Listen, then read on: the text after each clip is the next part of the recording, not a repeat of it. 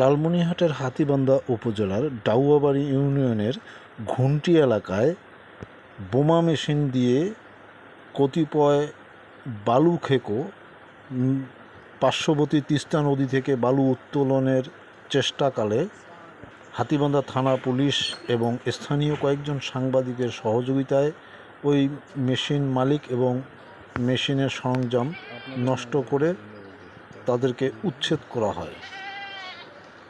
এ সময় হাতীবান্ধা থানার ডাউয়াবাড়ি ইউনিয়নের বিট অফিসার জনাব রোমন সাহেব এবং তার সঙ্গীয় ফোর্স উপস্থিত ছিলেন।